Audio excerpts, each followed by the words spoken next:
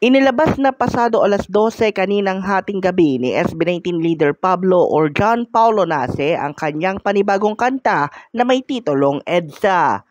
Makikita sa song cover photo ng bagong awitin na mayroong isang lalaking naka-helmet sa ilalim ng isang footbridge habang ang lettering na EDSA ay nakakulay pula at halos kahawig ng font style na makikita sa Grand Theft Auto. Ilang oras pa lamang ang nakakalipas pero marami na sa mga tinaguriang freezers o mga tagahanga ng pinakahepe ng SB19 na tubong Imus Cavite ay nagra-riding on na at handang maki-ride hard sa nakakapasayaw na bagong kanta.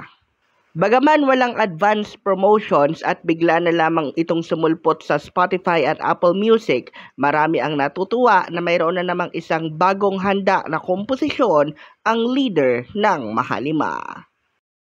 Samantala, kaugnay naman ng pagtatag finale ng SB19 na mangyayari na simula bukas Mayo 18 hanggang Mayo 19,